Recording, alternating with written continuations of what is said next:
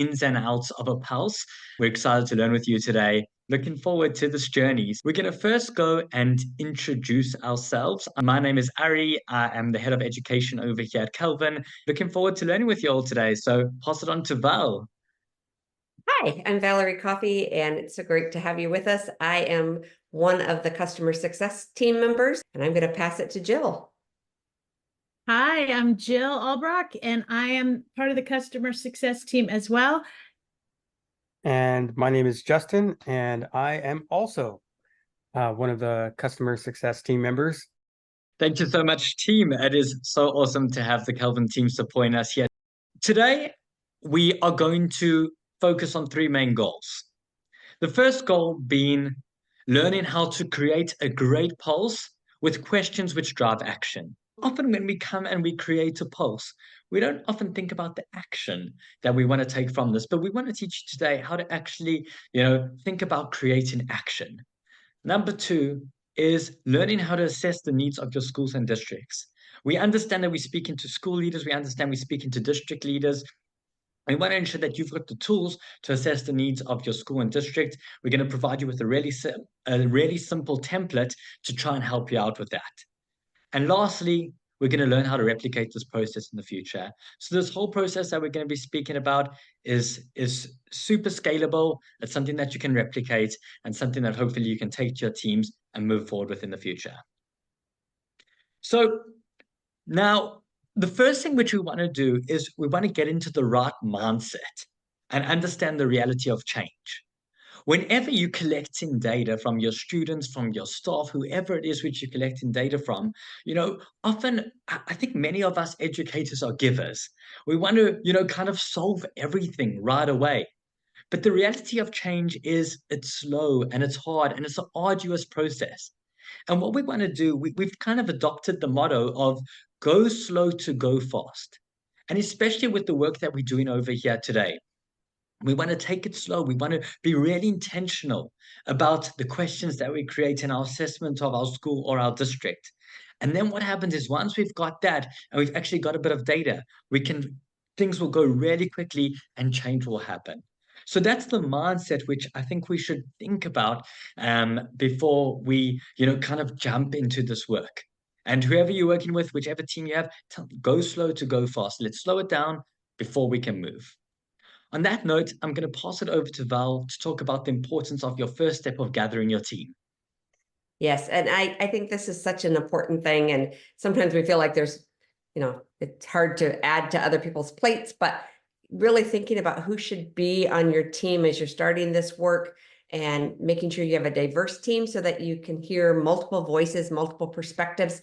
And we also, want to make sure that we're thinking outside of maybe administrators and teachers, maybe thinking about including people like bus drivers and parapros and people that are on the ground seeing students and in different viewpoints than maybe we're seeing them in the classroom, and maybe even including a few students into it to get some perspectives from them.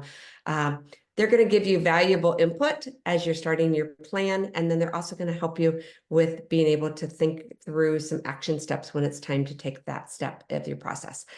So just thinking about who should be on the team and the voices you maybe need to be tapping into.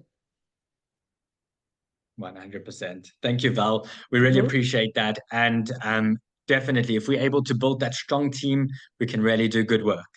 So right now, we're going to focus on our strengths and weaknesses template, the S&W strengths and weaknesses template. In the chat, we're going to post one of these templates for you. Now, this template is easy to kind of replicate. You can do this on a Google Docs. We've just built in a template for you here today to, kind of have the resources that we have. But really, the aim of this template is it's going to help you narrow down your options for your pulse. We've seen so many people come to us, so many districts and schools come to us and say, oh, we don't really know where to start. We kind of want to change everything. As we mentioned, we need to have that go slow to go fast type of mindset. And so we're trying to help you as the Kelvin team narrow down the thinking, narrow down your assessment of what needs change, and this will help inform your data. The last thing which I'll say in this is use use observational data to guide your thinking. What we want to do is use our experience as educators, use our experience as people in the classrooms, use what we are observing to actually inform the work that we're going to be doing.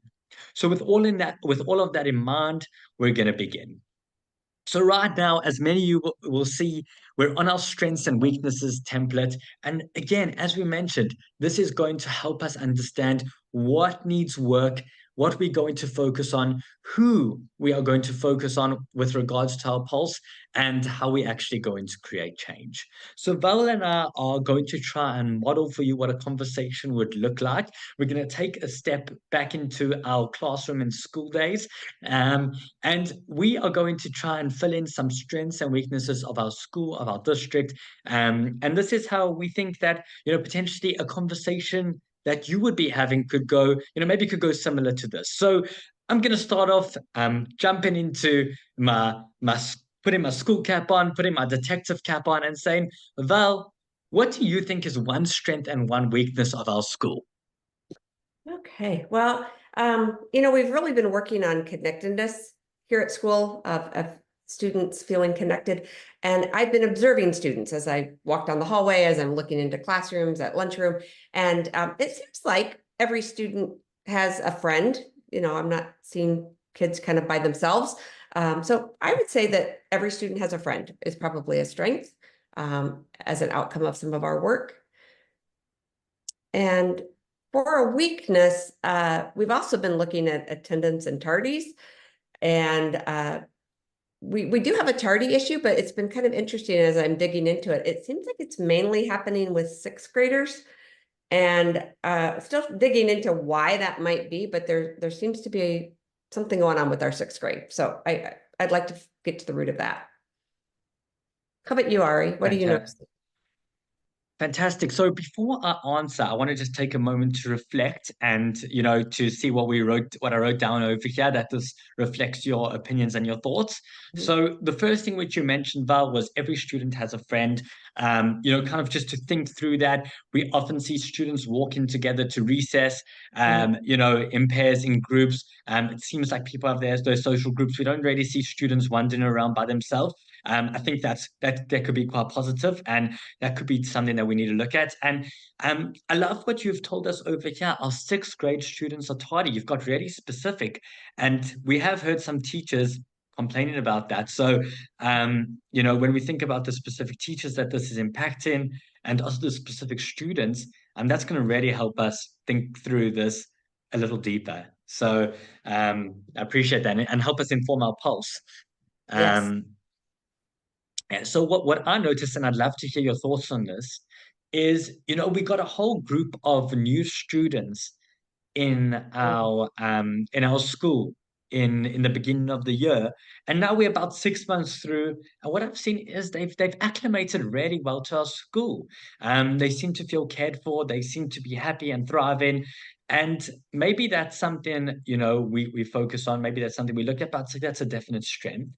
Mhm.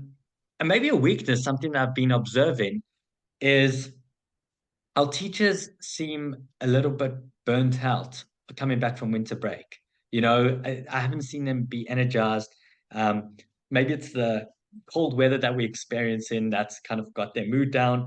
That could potentially be it. But these are the two things that I've noticed, and I'd love to hear your thoughts on those, if those resonate with you. Yeah, I think the new schools feeling seen and cared for. I love the way you worded that. Kind of goes along with that whole connectedness work that we've been working on. It's just to, whether it's existing students or new students coming in, trying to help them feel connected and find their place. So totally agree with that, and that's exciting to see.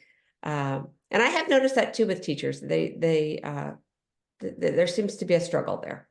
They just don't have the energy that we're used to seeing in a lot of our great teachers that we have. So yeah, it'd be interesting to figure out what's going on with them and how we can support them. 100%.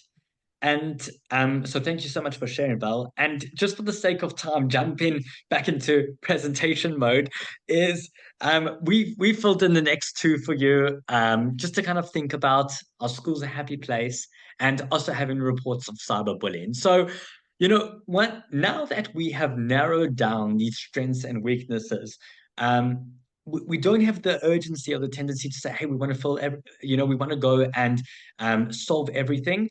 We can take a look at this and say, what's really pressing and what do we know how to solve? So we're going to focus now on two of those strengths and weaknesses in our pulse. We're going to focus on every student has a friend. This is something we want to understand. And, we've made an assumption and we want to go test that assumption.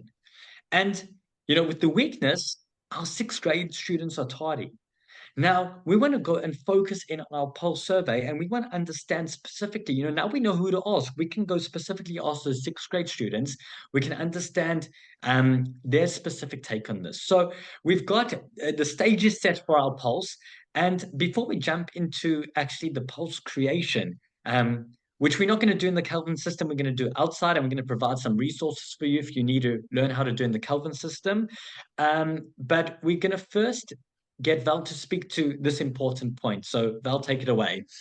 Yeah, this is so important to avoid those blind spots because it's so easy. Like we just in our scenario that we just did, where we can actually start taking action on an assumption or a belief and actually miss the whole root cause. So it's so important to reach out and ask for the voices of the people involved and get their feedback to really understand what's happening so that we are focused on the root cause of the issue and not just what we're thinking is the issue.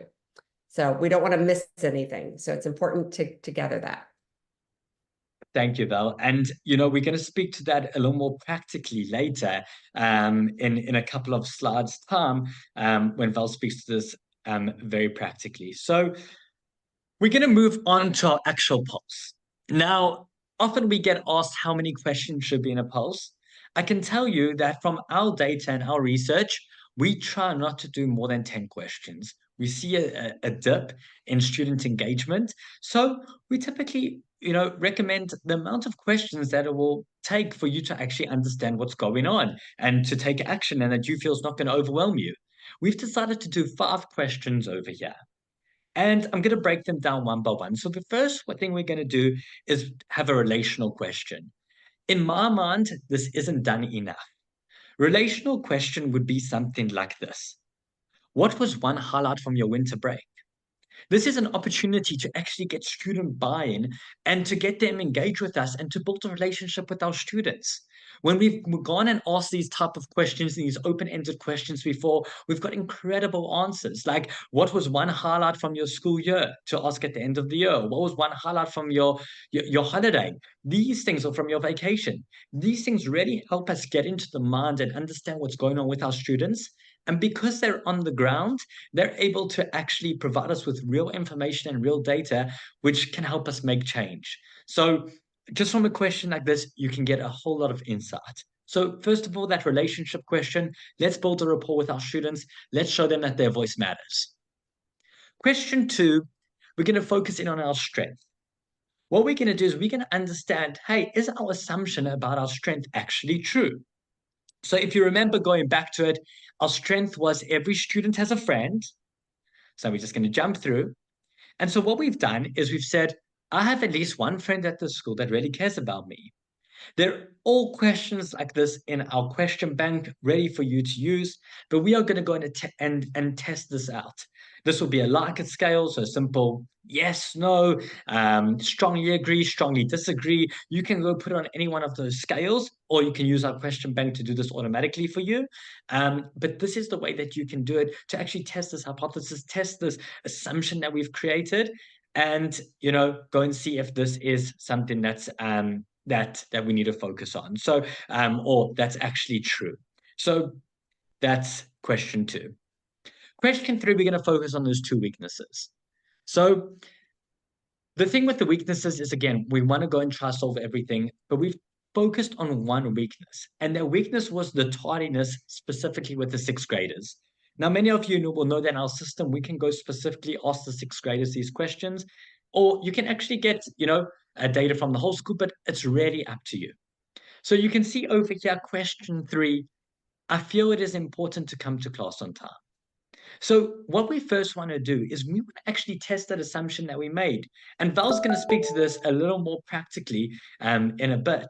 But I feel it's important to come to class on time. We want to understand and assess, hey, do the students actually believe that this is a value of theirs? Do they want to come on class on time? If no, then that's something we need to deal with as a root cause. If yes, then we've got to dig deep and understand, hey, what's going on? Why aren't these students coming to class on time? Why are they tardy? And if you focus on question 4, we've tried to go a little bit deeper. Are there barriers to you getting to class on time? We want to understand what are those barriers and address them immediately. Now, again, after I do the 5th question, Val's going to come and speak back practically to question 3 and question 4 in a real life example. Lastly, over here, and this is something which we're trying to encourage as Kelvin, is a character building question. So a character building question would be trying to get students to reflect on their values. This is an educational principle which we want to engage with, which we want to, promote. And our character building question is, what is one thing you have done or can do to include new students? So we've gone back to, even though we haven't focused on it too much, that new student space, is we just want to understand what is one thing students have done. So an opportunity for them to either reflect and engage with what they have done and seeing how they have been kind. And these type of questions, getting them to think about it, that you don't even need an answer always, just getting them to reflect, are higher order questions, and they're super important for our students' growth. And then the second part of the question, or the alternative, is all can do to include new students. We are getting them to take agency to include these students to make our schools better and kinder places. So this is our pulse survey. We believe that you're going to get a lot of great information from this. And I'm going to throw it over to Val just to speak to a real life practical example, focusing on question 3 and question 4, that weakness and what they found. Okay. Yeah, it was very interesting. I worked with a building that this actually was a problem. 6th graders were having a difficult time getting to class on time. And as they kept digging into their data, they discovered it was like class period after lunch, which is where the most tardies were happening. And so as they dug in and kept asking questions and trying to figure out what is really going on here, they discovered that it was a traffic flow and intimidation issue. So as the 6th graders were trying to get back to their class after lunch, the 7th and 8th graders were a stampede trying to get to lunch, and evidently hungry stomachs prevail. And so they were the 6th graders were the younger grade in the building, and so they were a little intimidated to kind of be assertive and push their way through the crowd. And there might even have been a little bit of intimidation, in things being said to them, or jostling, things like that. But they were being a little tentative, and so as a result, they couldn't get to class on time because there was they were swimming upstream basically. And so the school looked at it and realized they could do some adjustments in the bell schedule for when kids were actually supposed to be getting to lunch or class, and when the other class is coming to lunch. And then they also, so they worked on that hallway flow that was going on, and the problem was solved, and tardies went down quickly because they figured out the route. It wasn't that they didn't want to be there. It was that they were physically having difficulty getting there. So always important to get that clarity of what is really going on, and asking the students themselves will give you that with question 4. Great. Thanks so much, Val. And that's just so practical and so real. And some of the ways that you can use the data to, as we said, take action, make that real change. So appreciate you sharing that. Share some resources with you all. The first resource being how to create your first pulse. This is from our help docs. And you can go and create that first pulse, get going. We've also got a Kelvin data guide. This is a new resource which is constantly being updated, but it's a new resource kind of helping you through these steps of creating a pulse, looking at your data, and taking action. So we are trying to provide you with simple 3-step resources to ensure that you have got the tools to make a difference and really, kind of impact your school or district in a really great way. And lastly, you can schedule a time with your customer success manager. Val, Justin, and Jill, all on this chat. They are extremely knowledgeable, all have experience in education, and are here to serve you and, help make this work. And you can always reach us at hello@kelvin.education. We're always here to serve you and help you out. And just to summarize real quickly, is a reminder, real change happens slowly. We know it's tough. We've all got big hearts and want to make a difference, but it takes time. And number two, your team matters. Having that team, having those unique different voices, that different levels of experience, perspectives really makes the world of difference. As Val mentioned, adding the bus driver can really be that change because they are seeing things that you might not be seeing. Build your puzzles with intention. Think about the action that you're going to take from them. Try think with the end in mind. Start your puzzles with the end in mind, because that's where you'll actually get the change. And listen to people on the ground. Kind of similar to number two, but listen to your students, review that data, and use it to make real change. That's us today. We really hope that this has provided you with some things to think about. We appreciate you spending your time, the work that you're doing. Thank you all for being here.